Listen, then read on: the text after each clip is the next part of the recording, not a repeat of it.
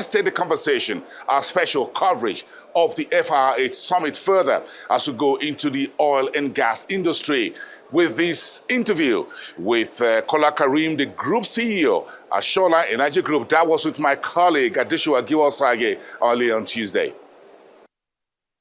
A huge conversation happening today is energy transition. A lot of the investments being announced here today, solar farms in Uzbekistan, electric vehicle plants in Saudi Arabia, are about clean energy and energy transition that the global north is going through. However, we have energy poverty in the global south, particularly Nigeria right now. We have northern Nigeria, parts have not had light for up to 1 week, no access to electricity.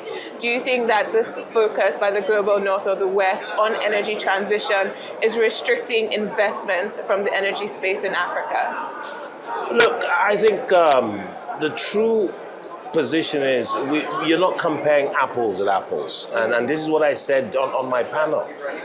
It might sound controversial, but the true realities of where we as Africans is, if you think about the reality, Africa is only accounting for 3% of global emissions. Yeah. But yet, the global north is trying to hold us to the same standards in global south. Now, that can't be right. Why? If you look at majority of the OECD countries, they've done their first industrial revolution, second industrial revolution, third, and they're now going on their fourth industrial revolution. These are sustained first world economies. Africa with energy poverty, we only have contributed less than 3% of global emissions. It just cannot be right. And so the reality is, yes, there's a lot of great announcements from the global north. A lot of this announcements is driven towards renewables, solar, electric vehicles, all great. But what happens to the continent of Africa that's rich in transition fuel called gas? Yes. Africa has over 600 TCF of gas. That should be our eureka moment. The focus should be on and around that in creating and energizing our first and hopefully our second industrial revolution that will help create the sustaining jobs in the environment to help in develop Africa. Yeah.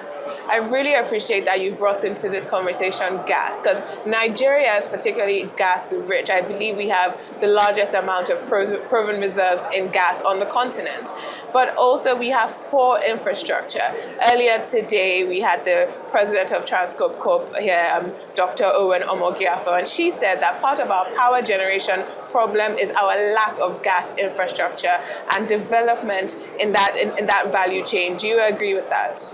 Look, yes, I agree, but the realities of the moment is this. Nigeria has over 260 CF of gas, established, by far the largest.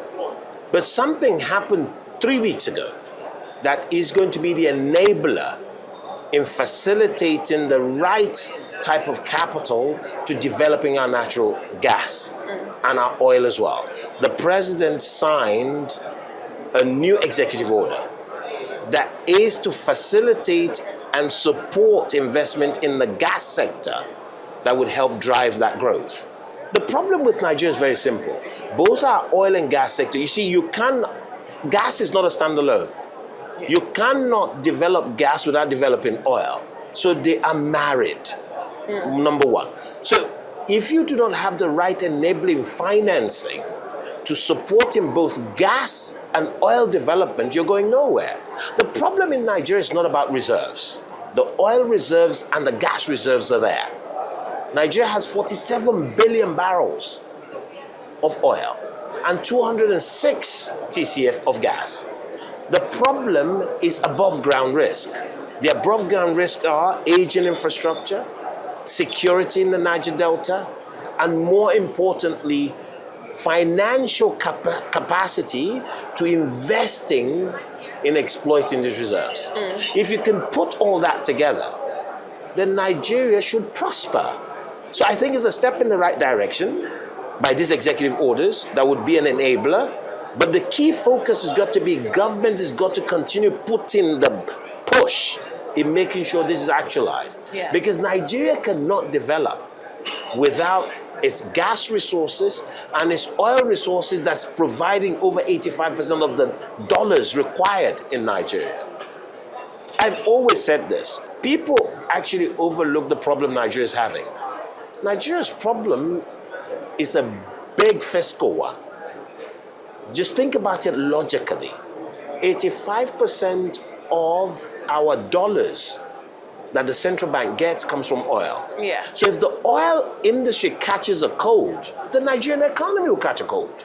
How about this new shift, with the initiatives that we're seeing coming out of the presidency, tax initiatives, incentives rather, for the oil and gas industry? How about this move also to incentivizing deep offshore drilling and some of the risk factors you pointed out that are above ground financing, but also insecurity in the Niger Delta? So how do you think that this incentivization of deep offshore drilling can help position us better for the future? The three main executive orders is a major game changer for the oil and gas industry.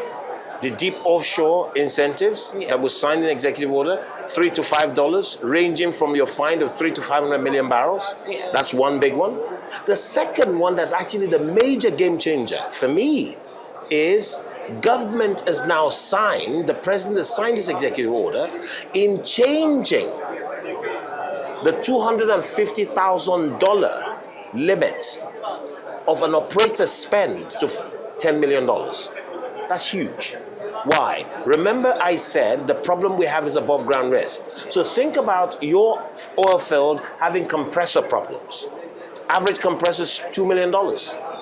So with this change and this policy dive, it will further help operators can immediately procure those needed parts that's urgently needed on the field. Compared to what we had for over 20 years. 250,000 cannot buy anything in oil field services today. So you would have to go through a bidding process that is long-winded, sometimes 6 to 9 months. That's why things are not happening.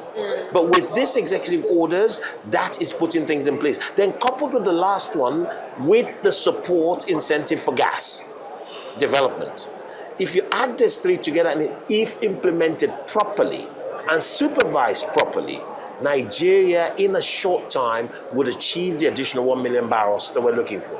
So cohesive policy is essentially the way forward. We have no choice. And not just policy itself, but policy implementation. And delivery. And delivery. If those are done and executed properly, look, one thing, for the first time, I must say, there's an alignment between the companies. Yes. That's the local oil companies and international oil companies with these policies and incentives, and the government, because government needs the dollars. So there is an alignment of people who wants to do and the government who needs the money. If those two can marry and supervise properly, then in a medium term, Nigeria would achieve what we're trying to achieve. Government would achieve more dollars coming into coffers, yes, and Nigeria would achieve the production, and the oil companies themselves will be in a position to breathe properly and hopefully further growth in the sector.